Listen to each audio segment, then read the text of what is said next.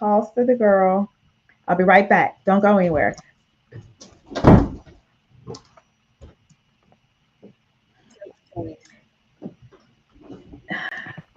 All right, Dr. Cousins, we are live. We're ready to go now. So I am going to do my thing. I had to do a whole It's rehearsal, all a whole good. renewal. So just give me one second. All right.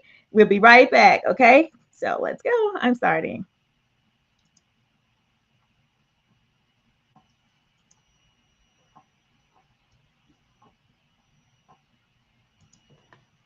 Good evening, good afternoon, good morning, depending where you are in the world. Welcome back to my show. You're viewing me live on LSTV. I love to talk, so this is my station for education. I'm your host, Latasha Scurry. Tonight, I met this fabulous guest at a Mingling with Millionaires mixer in April. He was one of 10 honorees for the evening. He has been hailed as a millennial leader of the Christian community and a beacon of faith by both international and national media. A retired NFL defensive end for the New York Giants and the Arizona Cardinals.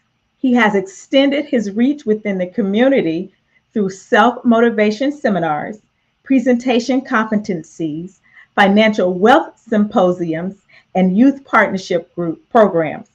He is an alumnus of the fabulous Florida A&M University, so am I, and Tabernacle Bible College, as well as the creator of the GAP, the Guaranteed Achievable Plan.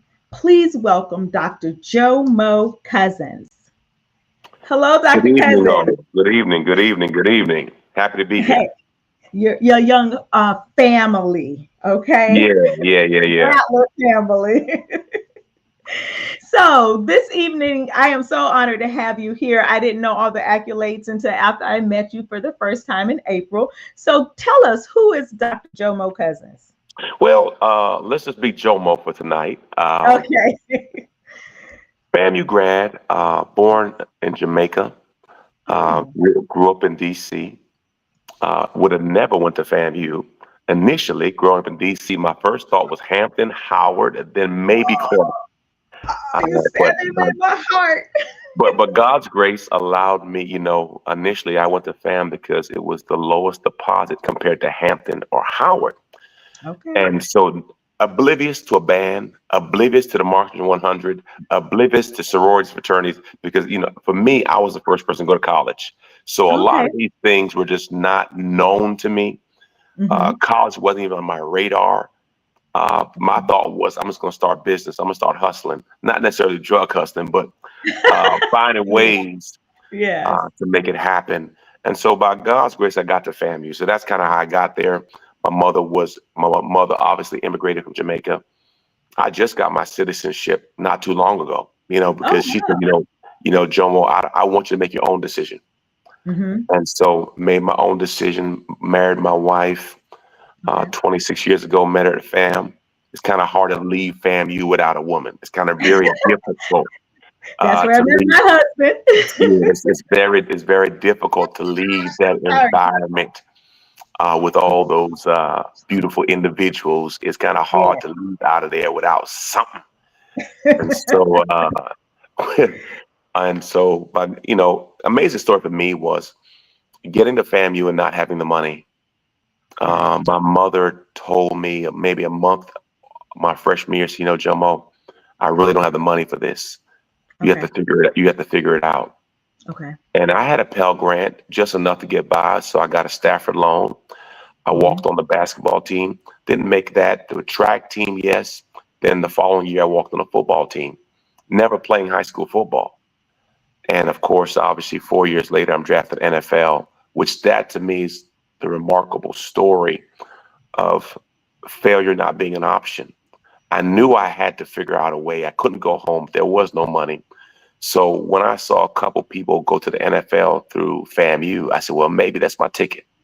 Now, obviously, that's a long shot because, it's already a long shot to go to the NFL anyway, much less going to the Yeah. NFL from a predominantly black school. Then you put on top of that never playing football. You put on that not being a scholarship athlete. You put on top of that you being a walk on. So there's a lot of barriers to get there.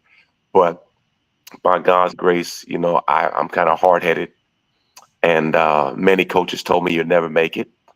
But after they saw that I wasn't going to quit, I mean that's a coach's job. Coach's job to tell you you suck. So it is what it is. But Okay. it provided the impetus and the motivation to keep on pressing. And so I got to the NFL, and that was for me exposure. Meaning, once you see something different on a different level, it's really hard to settle in life. So the NFL kind of opened my eyes up that there was another lifestyle. There's another level to life. Because if you don't see first class, never drive first class, never live in it, and actually go into millionaires' homes, and you see they're normal. They have the same issues you do, but they just have more money. So it really pushed me to strive for more, that there is another lifestyle outside of my lifestyle. So being exposed to the NFL lifestyle pushed me out. So when I got out of the NFL, I wanted to get back to what I had. And I think sometimes in life, if you have never been exposed to better, you never strive for better. If you never leave your neighborhood to realize there's other hoods, there's other lifestyles, there's other cities, there's other countries, until you go to Paris and London, and until you travel and kind of see more, you kind of stay limited in your vantage point and your exposure. So I've learned that exposure leads to expansion. So you have to expose yourself to different things, new things, better things, and then you'll strive for more. I don't even think there is another message in here. You just really, I am so compelled to hear the rest of it now because did not know that you walked onto FAM and didn't have a scholarship, never played football before, and then made it to the NFL. Do you know that's every young man's dream, especially with me being in education? I can ask every young boy that plays football right now, what are your dreams? I want to go to the NFL. But Correct. that number is so minute. It's so small, and it's a small number for those who actually played, Right. much less the number for those who didn't play. I've never So heard of that, that someone's yeah, never played and then just go and walk on and onto a college team and then make the NFL. I've never heard that before, it's ever. it's it's a rarity. There are other stories besides mine, but it's a rarity and it's very difficult. And especially being, all you see it occasionally with a basketball player who was on Yeah. scholarship, Hmm. but I had neither. So for me, it was my only way, not to the NFL, but to just get through college. And then Hmm. from there, I was a decent athlete, but I don't think I was NFL. But, once I locked in that, okay, this is my ticket, I pushed myself. And, you know, uh, luckily I was chosen. Okay. Who was the coach at that time, if you don't mind me Billy asking? Joe, Billy Joe. Really? When I first got there, it was Ken Riley. And then, of course, there's a transition, and then it was Billy Joe. My brother played for him. Yeah. He had that same dream, but it didn't materialize for him as well. I hope he doesn't mind me telling his story, but literally, he played Pop Warner. He played middle school, high school, but fam wouldn't give him a scholarship at first when he walked Correct. on. Then the Yeah. next year, they were like, "Whoa, full! This is the real deal, full ride." And Correct. tried out for the NFL, but there were some things that held him back. I'm not going to say on the TV right now, but Yeah. there were some things that held him back. But regardless, we had parents that pushed us, and all. I didn't want to go to FAM. I'm gonna tell you right now, but my entire family went to FAM, and my dad said, "You have three choices: Florida A&M University, FAM. You are FAM. Now, which one you going to?"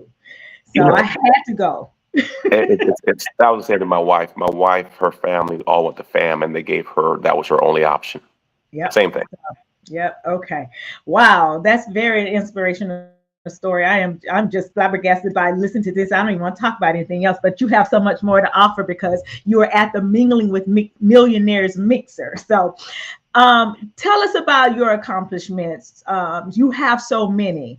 Which journey you want to start with? You want to start with, we've heard the NFL, but what Okay. about the spiritual journey you're on and other things that you have I think right now? we'll go spiritual and then we'll go business. Okay. Spiritual, um, 8 years old, uh, I'm at my mother's house and I'm watching Billy Graham on TV.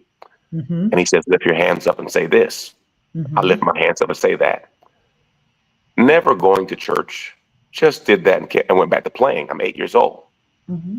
So later on, now early 20s, when I think I'm really saved and I commit my life, this is when I was in the NFL, Mm-hmm.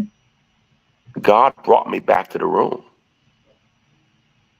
So me thinking I'm dedicating my life to Christ, 23, he brought me back to when I was 8 years old and I lifted my hands up. And then he kind of did a rewind of a movie of every time he saved me. Oh. So, of course, that was like, a flood of memories. So I give my life to Christ. I'm in the NFL. NFL doesn't work out. I'm frustrated. I'm discouraged. Because, of course, when you get there, you expect to be there for a long time. Mm-hmm. The NFL for me was not for long. It wasn't National Football League. It was not for long, but that's fine. Okay. And Okay. so, but it exposed me to some certain things. And then after I got out, I kind of had to find my way. So now I'm on workers' comp because I got injured. I'm on workers' comp. They give me about $2,000 a month to live on because, see, when you're in workers' comp, you can't work, Right. but you're rehabbing. Mm-hmm. So that runs out, and now I got to figure out life. And of course, you're not making what you used to make. We're in a 2-bedroom apartment in Orlando. And in that season, I said, God, if this is what it is, you need to tell me what my gift is. Real conversation, Lord. If you are real, and I believe you're real, I need to know what my gift is because, see, right now I have a child, I have a wife, I have no income. I'm applying for jobs, but I'm not getting jobs because the only job I've had was a football player. Ugh, And yes. I have a business econ degree, but I have no business experience. So I can't get a job. Well, I'm applying for jobs, but I'm not getting jobs. So I go down and I signed up to be a substitute teacher. And at nighttime, I got certified in doing taxes, and I was doing taxes for Jackson Hewitt at night. So in the daytime, I'm at Meadowbrook Middle School. At nighttime, I'm at the Walmart in Metro West doing taxes. Now, if you know the Metro West Walmart in Orlando, it's one of the biggest Walmarts. So everyone who was as a FAM grad seemed to walk through there. So it's so humbling, it's so embarrassing, it's so shameful. Oh And then God. of course you see every woman who you didn't give attention to, Mm-hmm. who is now a doctor. All these Mm-hmm. pharmacists, FAM's Mm-hmm. a bunch of pharmacists and SBI, and so Yeah. all these women are killing it in life, right? And they're Right. coming in. So now the word is Jomo is working at Walmart. I'm not Ooh. doing taxes. I'm working at Walmart. Okay, I'm actually Walmart. working in the Walmart, but I'm not working for Walmart. But it don't matter. The story is still horrible, right? Yes. So and I'm like, they're like, Jomo, can I help you? I'm like, no, I'm good. Because I knew that was in and not who I was. Okay. I think sometimes in life, when life deals you a bad hand, we want to just feel as if that's who we are and not what we're going through. Okay. I Okay. knew who I was. So I Mm-hmm. tell you all the time, I knew I was a diamond.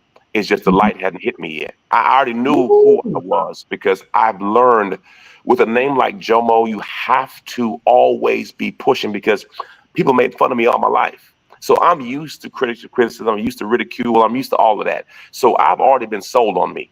And I tell people all the time, you got to be sold on you before anybody else buy you. Because if you're not sold on you, why would anybody invest in you? You have to be fully persuaded that you are the it. Now, I know it sounds crazy, but If you want to be on a stage or a platform, you have to believe you're worthy of the platform. If you don't believe that, why would anyone else believe it? You have to be sold on your vision, your dream, your plan before anyone else is, because at the end of the day, people buy you before they buy what you say. They're never Wow. going to buy what you have until they first buy you. Most of sales is based on a person seeing the value in you. Then they listen to the opportunity you have. But before anything else, they buy you. So I learned a long time ago, Mm, mm, plus mm. that's where my motivational speaking came in, because when football went off, I taught for a little season. And in that season, I asked God, okay, Lord, what's my gift? And he said, your gift is to speak. Now, I wish I could say God talks quick. Okay? It was months and months of me asking and praying and fasting. Mhm. But then he said, your gift is to speak. Within a month, I had an opportunity at the school. The principal said, Mrs. Maxwell, uh, Mr. Cousins, you're going to be doing a speech for FCAT. I said, I don't want to do it. I'm not going to do it. She said, well, Jomo, this is not the NFL. I'm your boss. You're going to do it. I said, okay, wait, you're right. You're right. So I did a speech. It's called Get Into the Game. And after I did the speech, teachers and people come like, man, you're a speaker. So I'm just running my mouth. Never identifying, because what I've learned in life, people often see your gift before you do, because your gift is normal. So what you often do is you discount you because you are you. But Mm. oftentimes people see your gift before you do. The crazy part was when I was a senior at FAMU, they asked me to do a speech for FAMU High. Okay. So they came to Lee Hall. I'm the guest speaker. Now, I think I was a guest speaker because I was a football player, but it don't matter. They gave me the mic. And I did a speech called Life is Nothing But a Ladder. Point is, they're in high school. The next step is college. The next step is this. I said, so if you look at life as a ladder, it's easy. All you got to do is take the next step. So Mhm. it ended up being a great speech. Not knowing what's going on. Well, after the speech, a lady from AT&T was there. Didn't know. She gives me her business card. Says, "Jomo, I want to hire you as for public relations." Again, Jomo, football player, so ignorant. I didn't know that public relations was a job. I thought it was having sex outside. I said, "Oh, public Oh relations." Lord. Oh I said, Lord. listen. Of course, because see, I wasn't, I didn't know that was a degree. I didn't know that was a field. She said public relations. I said, you get paid for that? Because again, I'm going to the NFL. I'm Right. going to the NFL. Right. I don't need a job. I've already got, at that time, senior year, been rated. I've already been to the combine. They say I'm gonna get drafted. I think I'm rich. I don't need a job, in my mind. So Right. when Right. I got hurt, oh my God, I wish I could find that business card, because she was gonna hire me on the spot. Right. Right. But I didn't see it. I didn't see it. So my point to you is that people will often see your gift before you do. So what they'll say to you, they say things like this: you know what, you'd be good at this. You know what, I could see you doing this. So what happens all through your life, people are calling your gift out. Oh But my since, but goodness. since it's normal to you, you minimize it and downsize it because it's your norm. You're walking in your skin, you're walking in your flow. So what happens, you will have to have people who are on the outside saying, man, you would be good at this. You'd be great at that. My father-in-law told me, he said, Jomo, you are either going to be a great criminal or the governor of Florida. Now, I didn't know they were the same people, but neither. The point was, Oh my goodness. he Okay. said, he said to me, Jomo, you know how to make SHIT sound good. He said, I don't care what it is, you know how to make it spin and sound good. So I didn't realize, again, he's calling it speaking. Mhm. Mhm. Mhm. So he called it, the lady from AT&T called it. So my point is, as I look back, and what all of your listeners should do, if you look back over your life, people have been calling your gift the whole time, but you didn't see it in you. They saw it. Because when you're in the middle of the storm, you don't see the wind around you. So what happens, oftentimes God is dropping these clues of what your calling is, and he sends angels to dispatch a word to you on the way. But Mm. oftentimes you're not picking up the frequency. People are telling you what you're good at. but Oh you my. don't really see it, or you discount the voice Oh, because you you give me don't think chills. they see what it is.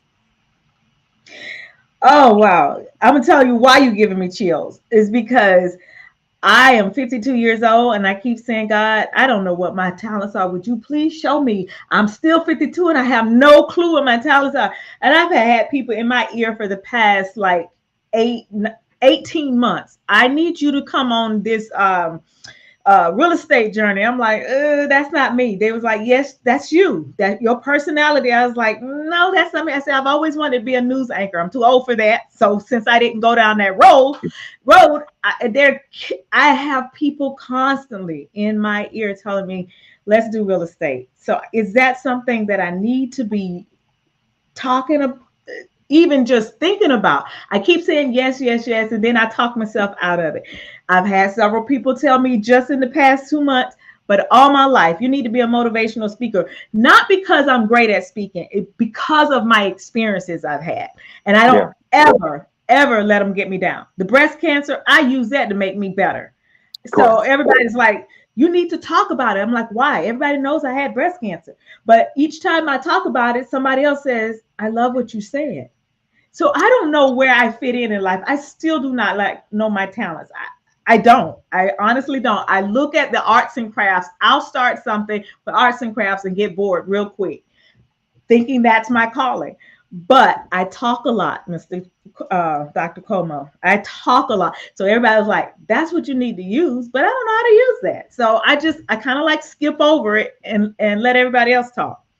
But I'm writing down everything you said because you are just inspiring me. So that's why you're the motivational speaker. All right, come on, keep it coming, keep it coming. So the spiritual journey. So the spiritual journey. So when I asked God what the gift was, He told me to Mm-hmm. speak. I did the high Mm-hmm. school presentation. Within about a Mm-hmm. month, I got a call from a friend of mine who says, I'm working for a company. I'm a speaker. They're looking for an articulate athlete speaker. I thought about you, Jomo. So, okay, Okay. cool. Okay. That job was in Apollo Beach. Remember, I was living in Okay. Orlando. So Right. that's what got me to the Tampa Bay area. So I did an interview, and they asked me an unusual question, like, so, man, tell me your story. So I told my story. And I said, right now, I'm in a Joseph season where God is Mm-hmm. stripping me, right? I'm just prophesying Bible, right? In a, like Right. a corporate interview. So I'm Mm-hmm. telling the story. I look up, and three of the executives are crying. And so now I realize, okay, I don't flipped into a Holy Spirit moment. And the guy says, I don't know what I'm going to do with you, but I have to hire you. So I get this job. And they said, I can't even afford you, but I got to hire you. And I'm not hiring you for a speaker. I see you have a business econ degree. Can you help my business? I said, I can do that. So I got the book, Business for Dummies. I got all the books because I didn't know I didn't know what they wanted me to do, but Right. I knew that I would figure it out. Right. So I'm driving from Orlando to Apollo Beach every day. That's how bad you need a job. You know you need a Yes. job bad because Yes. my wife had a job at the high school Oak Ridge in Orlando. So Mm-hmm. since we already had an apartment there and she worked close, I would just drive. So I would drive an hour and 15, an hour and a half back and forth every day. And on that journey, I prayed and I said, Lord, give me the download for today, whatever it is. So I would be in the car 3 hours a day meditating. And man, I got supercharged. And so one day, one of the speakers got sick and they said, Jomo, can you fill in? I said, sure. Well, of course, my gift showed up. He said, man, you're a speaker. I said, well, that's what I thought you hired me for. But, at that stage, they offered me $42,000 to do a business job. And of course, a substitute teacher only makes 70, Yeah. $80 a day. Yep. Walmart wasn't paying me like that. So you offered me $43,000. I'm like, Jesus, that's the Lord. So I jump Yep. on it. Mm-hmm. So then now I'm traveling and speaking. And, that opened up another door. And not too long after, I started really making good money. the company shut down.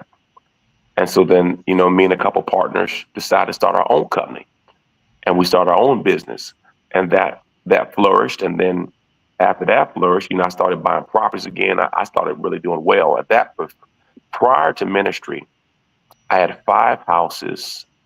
I had an S500. I mean, I'm back to really doing well. I had rental properties. Because I always lived below my means to the best of my ability, so I can invest more, because that was my game. My mother was a realtor, so she kind of got me in on the real estate game.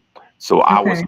I bought real estate when I was in Arizona, and I didn't even make the team. I'm buying real estate. I bought a couple properties there, flipped them, Okay. made money. So I've been in the real estate arena for a while based on my mother's experience.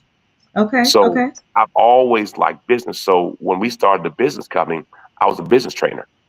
I trained realtors and mortgage companies, people how to make money.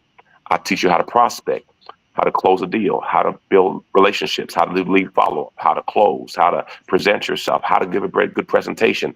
So me training business people that's my oxygen. I mean, I did a business training this week for the Christian Chamber, and I taught Mhm. business. But after I taught business, I gave my testimony, and people were crying. I'm praying for people like a church again. But my gift Mhm. always shows up. So I'll talk business, but I'll still end up somewhere where I'm testifying and someone needs Jesus. So God is a Right. way of Right. using me, because even with the current church, a lot of business people come to our church because I teach business principles, but I'm teaching God. But at the same time, I'm teaching principles that will help you in business. So we have a lot of people who will take my notes to work, apply it, and get promotions, because it's principle wisdom. So when you get the principles of wisdom applied to any aspect of life, you win. So for me, Mm. whether it's business or spiritual, they all come together. They all flow together. So, I mean, I did one this year at the Hard Rock. I did one at Tallahassee Community College. So me speaking doesn't change. I'm still teaching life lessons. So when you have the principles of success, they will work in any arena. Mm. Mm. Mm. I am learning right now. I can't stop writing. I have my pen. I'm just listening to you getting motivated, and it feels like a life lesson at the same time. And I think that's what you've done. You've combined life lessons and the spiritual world, and it just works. Well, we all are alive. We all have the same similar challenges, Yes. meaning all of us want to find purpose. Right. All of us want to find some semblance of success. All of us want to do well in life. Most of us want to have a legacy. So Mhm. these are uh, standards that all are seeking. Right. Right. The Bible tells us a good man leaves an inheritance for his children's children. So that means all of us want to leave a legacy. All of us want to be impactful. All of us want to do good for the most part. So if you can show a person through bedrock foundational principles that will lead you to success, who's not listening to you? Right.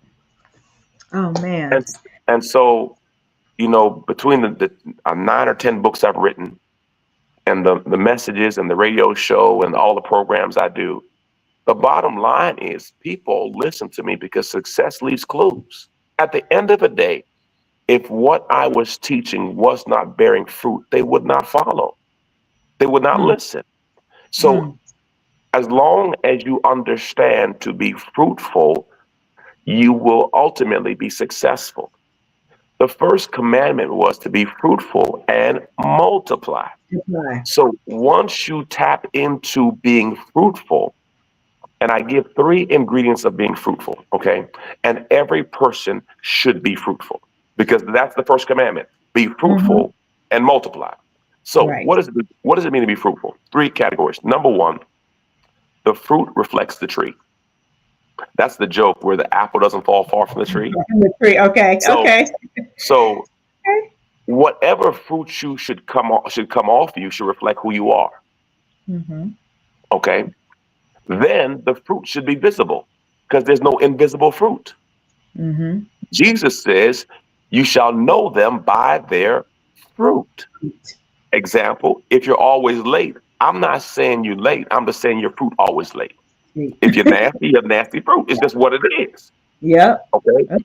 And then the last point of being fruitful, the tree doesn't benefit from the fruit, others do. Mm. Meaning, if a fruit eats itself, it's called spoiled. So, meaning your life should benefit others. And so, when you can reflect the tree, for example, when you're living right, you should reflect God. Okay, if you're living right, you should reflect God. Number two, there should be evidence of your life of being fruitful, joy, peace, happiness. It should be fruitful. And Mm-hmm. then your life should benefit others. Okay. Because, see, if your life does not benefit others, what was the purpose of your life? Mm. Jesus tells us, go tell people about me. So your life should encourage, engage, stir up, push, motivate others. You know, God willing, we all get to heaven one day. The first question Jesus is going to ask you is, who do you bring with you? I'm happy to Okay. see you here. But who did you bring with you? Whose life was changed because of you? Whose life Okay. was better because of you? Whose life can say, you know what? Because I met Latasha, my life is changed. I met her and she changed my life. Her story made me better. So the question is, are you living a life that someone would want to follow? Mm. Are you living a life that your light is shining, that your light precipitates and motivates someone else to do better? And that's what encourages me. You know, amazing story. I went to a graduation this last spring of one of our young ladies. She was the valedictorian, and she quoted me. I went to a graduation last year from another young lady. She quoted me. So Okay. then, amazing. Okay, this is an amazing story. Maybe, I guess, a month ago, FAMU got a new president, Dr. Mm-hmm. Beard. Okay. Okay. Yep. Dr. Beard calls me up. He says, Jomo, I've been to your church. My daughter's a member. I like what you do. I've read your books. They're good. So I said, okay. He says, and I want to use you more. He says, I don't think FAMU knows about you. He said, because I never heard them put you. He said, they don't know what you have. He said, you got something. I said, well, praise the Lord. Thank you. Because, I'm not expecting any of this. So last week, one of our students that our fam called me and said, Pastor Jomo, do you know the president quoted you today on No. campus? Oh, oh, oh. That's real. That's That's real. real. So That's my point to real. you is, when your message or your light starts to light other rooms and you're not there, now you're starting to make waves, because that's the goal. Mm-hmm. How can you use your witness to witness to others? Wow. Because we're all the Bible calls us living epistles. Basically, we are all writing a story with our lives. Okay. Okay. So if you're writing a story with your life, give them something to talk about. Come on. If you're gonna write your story, why don't you make it a good story? Okay. If I'm gonna share my message, make it good. Right. If they're gonna Right. talk about Right. you, if they're gonna talk about you anyway, give them Right. something to talk about. Okay. Okay. That's what I tell my little students at school, the girls especially. I say, girls, why are you worried about somebody talking about you? My mom said, if somebody's talking about you, that means that you must be important. So let's give them Absolutely. something to talk about. I said, Yeah, here's yeah, Scurry's, and this might be physical, but I was like, here's Scurry's walk. Okay. I want y'all to learn my walk. But it's not just a walk.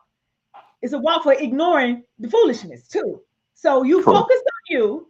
And I said, your work, you know why you're not answering questions in class? Because you're not confident. You haven't studied your text, what you're supposed to be doing. So when the teacher calls on you or she calls on somebody else, you hide it because you're not confident. And I said, confident women don't hate. They don't Right. hate. They pull up others. And that's my motto. Confident women don't hate. And Mm, so I try to look up every girl that I see, every woman that I see. I don't reach everybody because my personality is strong. It is very right. strong. So I don't reach everybody, but I try.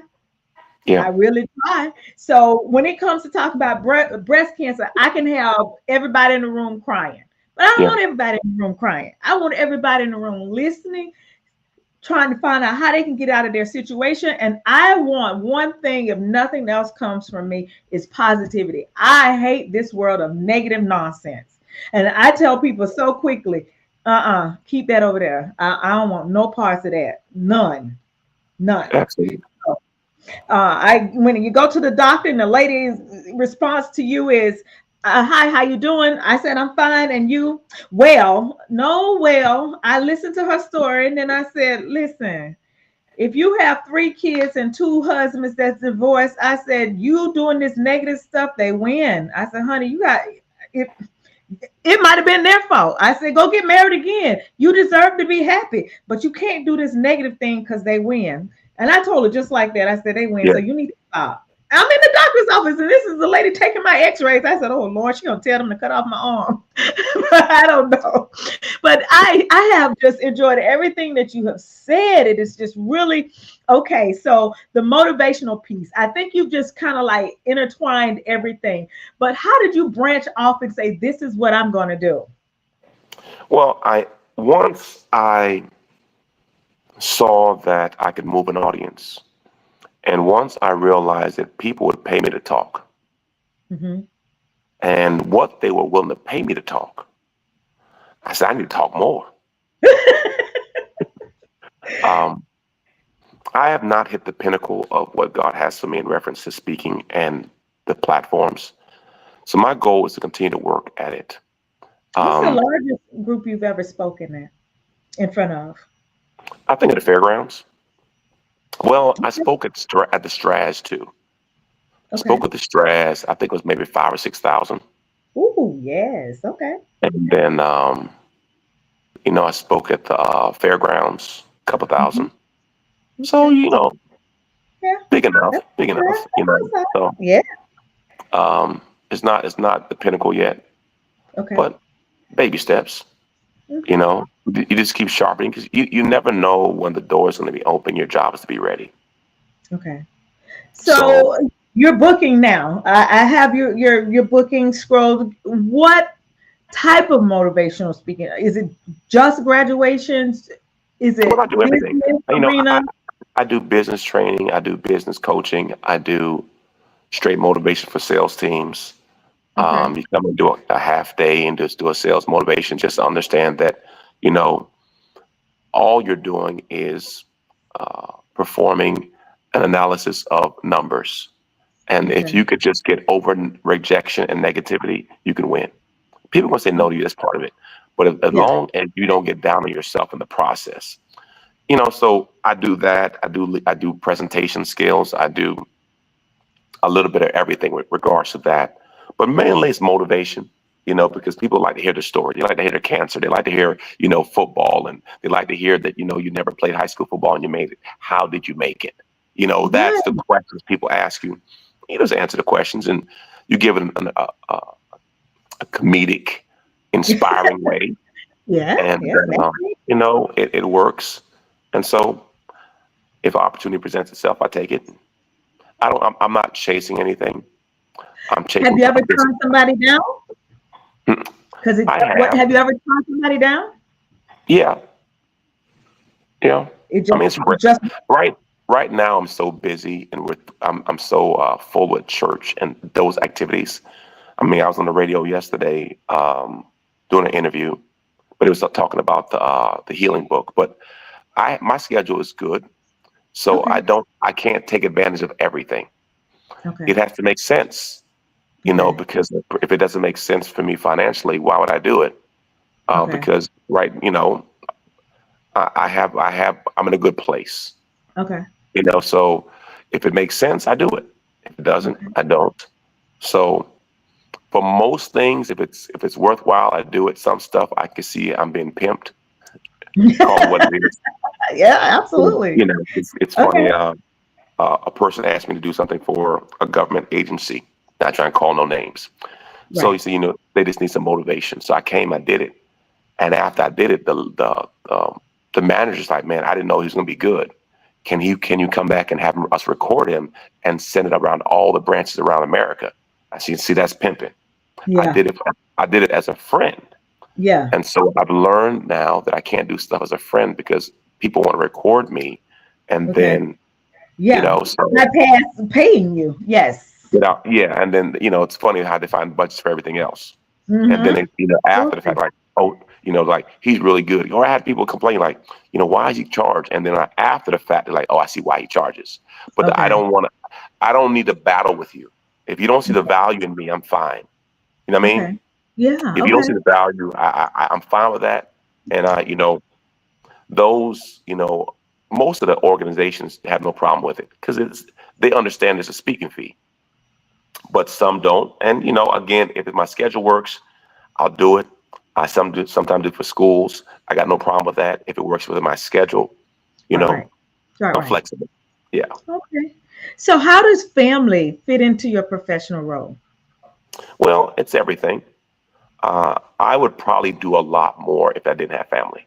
Meaning, my family is my barometer. Okay. If my wife says, Jomo, can you slow down a little bit? I said, okay, well, that means I got to slow down a little bit. Okay. I'm cool Okay. with that because I would probably run myself into the ground. When I Mm. was going through cancer, I was in the parking lot at church because I You could had not. cancer as well? Yeah, I had stage 3 colon cancer in 2015. Went through chemo that took out some of my colon and navigate through that storm. I've been through bankruptcy. I've been through foreclosure. I've been through repossession. I lost my mom, my dad. I lost my brother. I've been through hell. And so a lot of my stories come through what I've been through. So that's where the depth that I've been through, what God's allowed me to go through has really built me. So that What? when I tell a story, I'm not telling a person what I think. I'm telling what person what I know. So that is very attractive to people because they sense the authenticity. People know real, real, real know real. So when Right. a person can tell you, when you can share your story and then still be where you are, people want to know how and why. And then it goes to the faith part. I understand that every crucible God's brought me through, as Paul said, I've asked you 3 times to remove this thorn from my side, but God said, no, my grace is sufficient. So I understand that what God's allowed me to do as he let me go through the vicissitudes and trials of life was he's preparing a platform. See, when you Okay. understand that what you went through was just God preparing a platform for you to share your story. So the more trials you go through, the bigger your platform because you can connect with more people. Okay. So I realize now on the other side that God was allowing me to go through that to help more people. Because when a person, in church lost their mother, I can say I've been there. Lost their father, Mm-hmm. I can say I've Hmm. been there. Lost a Yep. brother, Yep. I can say I've been there. Sickness and disease, been there. Sick Been. child, been there. So Mm-hmm. all of these things that God's allowed me to go through actually prepares me to deal with life and real issues that people are going through. Right. Right. Wow, that's just chilling right now. You just got me all chills and goosebumps. So you're very busy. Church, motivational speaking, um, family. Where do you find the downtime? What do you do just for Jomo cousin? Uh, Probably go outside, cut the grass, go What? ride my go ride my bike. It's quiet in my mind. It's quiet. I don't need a lot. I like to exercise, I like to work out. That's Okay. about it. I don't need more per se. Um, my thing right now is just making sure my family is good. Okay. I'm good. That cancer battle really cemented what's important to me and what's not Hmm. important to me. But I think I have 6 construction projects going on right now. Okay. Uh, I'm still doing real estate. So Okay. I'm building a spec home right now in Plant City. I'm flipping an apartment complex in Atlanta. I'm selling another Oh property. my. Of course, we got the church property. We're trying to finish the church. I mean, I got a whole bunch of other things that's spinning at the same time. So I have multiple things going on outside of church because I never want to be. I don't want to say this would not sound crass, but I don't want people to look at me as a pastor like I need them. I know it's hard to say, but it's how I feel because I've learned that just because people like the church now don't mean they're gonna like the church forever. And I still got Okay. a family and I got kids. So I Hmm. make sure I I never want to be so dependent on a person giving to a church that may say, well, I take care of you. Nah, bro. Jomo take care of his family. Because people feel sometimes since they Yep. give that they have some kind of power to dictate what you do or don't do. Mm-hmm. So for me, I've always wanted to make sure that I was independently straight. So Mm-hmm. if God forbid love first goes away, Jomo ain't moving. He ain't losing no cars. He ain't losing no sleep. Because I just understand people are people, and people Okay. are finicky. People are Yep. finicky, Yep. and Yep. they may be with you today, but they may be gone tomorrow. So Absolutely. shame on you if you think people. No, people are my source. God's my Mm-hmm. source. So for God's me, my source. I Okay. want to make sure that I have multiple things going. I want to make sure I have a legacy because, see, think about it. If a pastor were to leave or die, it don't mean the family get anything. Mm-hmm. There'll be a brother up there so quick. Praise They the replace Lord. you. Yes. And so, They replace you you. know, you have to make sure you have a plan for your family.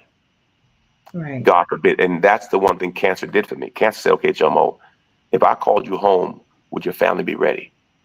So Right. then I became very aggressive in my investing and building things so Mm-hmm. that if something were to happen, they straight, stay Right. straight. Right. And just, Right. it's being responsible because I know, many times in our culture, we don't really plan for when a person leaves. So Mm-mm.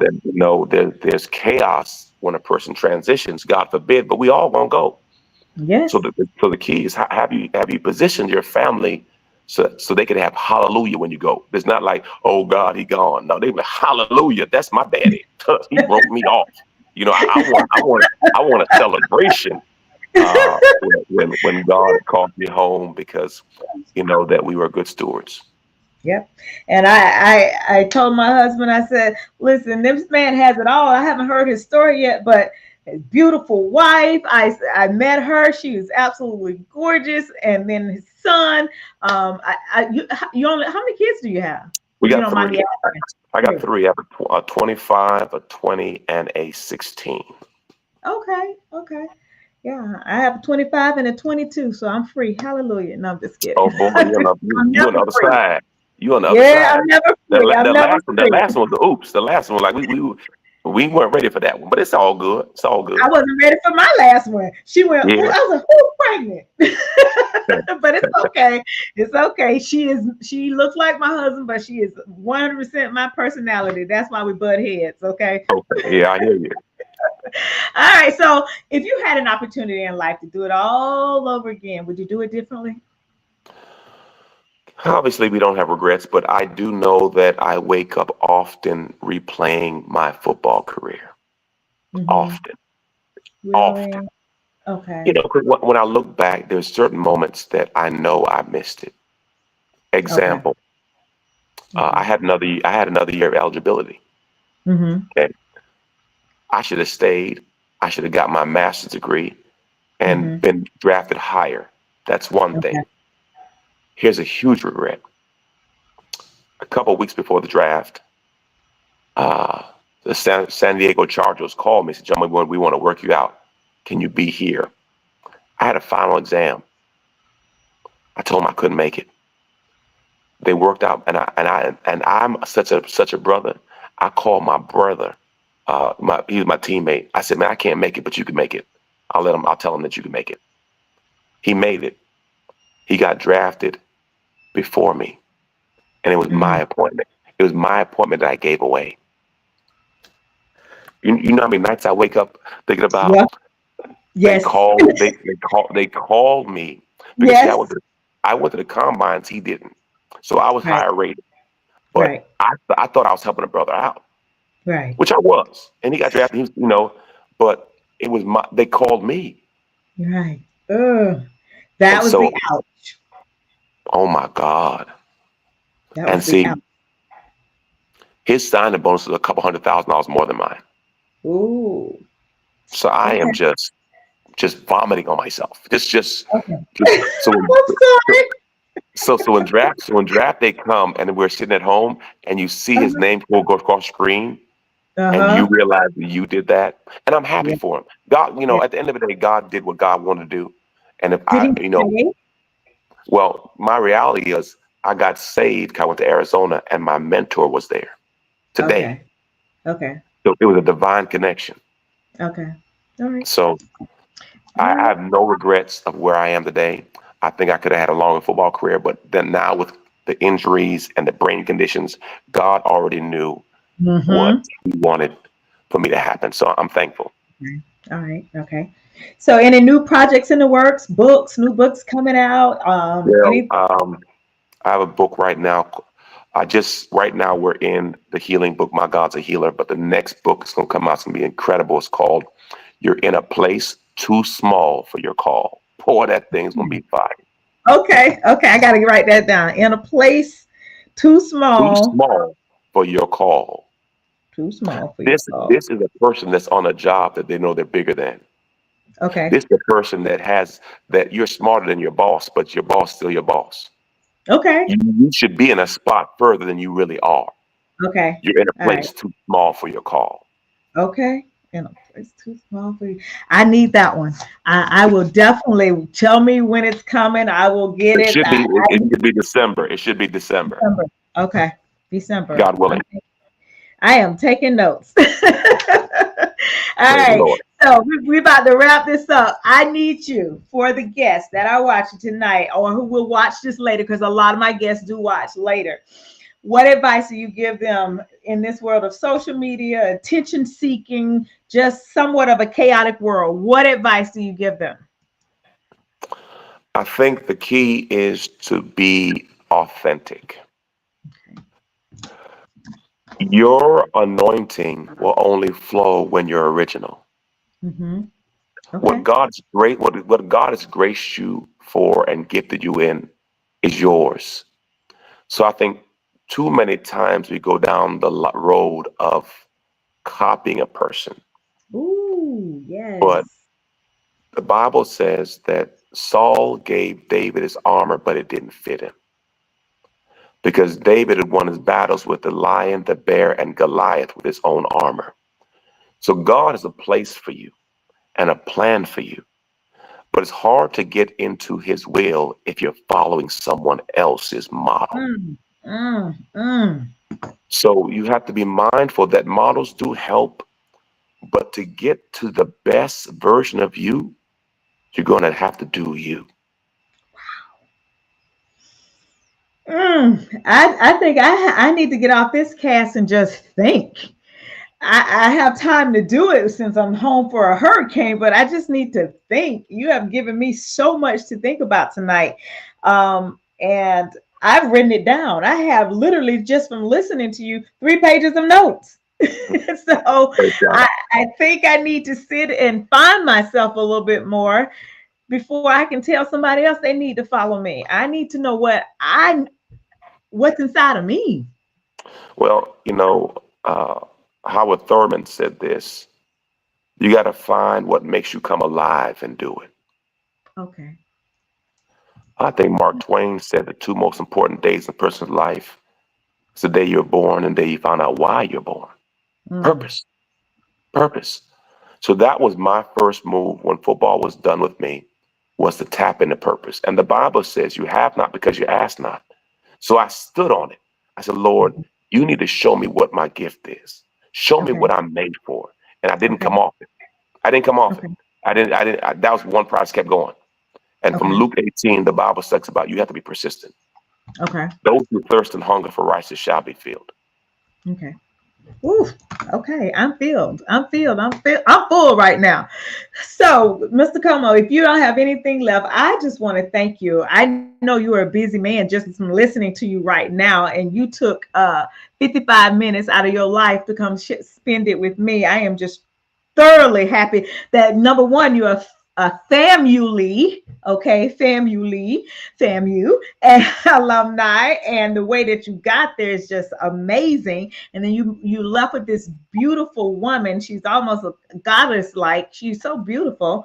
And then you have 3 children who I hope are listening and just appreciative of the wisdom that their father has to share. because you have given me in this 55 minutes a lot to turn off this computer and sit down and just think about. So I am really thrilled and blessed that you did this for me. Okay.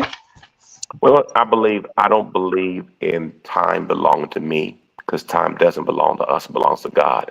So I Hmm. believe every appointment that God has is ordained. So this Okay. was an appointment that had to happen, and the listeners needed to hear it. And it was something that God already orchestrated. So before the world was formed, this is already here. Okay. We're walking out what God already had in place. All right. Well, if you have nothing else, I will send Tiffany my phone number. If you ever need me in the future for anything, please call me. I will be there because you did this one for me. I do it for you. And I No just feel problem. like God sent you in my path just to give me the message. Okay. Well, it was an honor spending your time with you and your audience tonight. Thank you so much for the honor. All right. Well, with no further ado, I'm going to close out and I will send you an email. Okay. Thank you so much. God bless you. Appreciate you. Yes, sir. Bye bye. All right, guys. I want to thank the amazing guests from FAMU, the retired NFL player and motivational speaker, Dr. Jomo Cousins. Please email me, scurry.latasha@gmail.com, if you have someone you know who has an interesting story and would like to share it. My email address is scurry.latasha@gmail.com. Please, please, please. I'm always looking for extraordinary people with an extraordinary story to tell. All right, ladies and gentlemen, please subscribe to my YouTube channel, Domesticated Diva, and check Facebook or YouTube on Sunday nights to find out my upcoming shows. I'm Latasha Scurry. Thank you for watching Wednesday Night Whispers on LSTV. See you soon. Bye bye.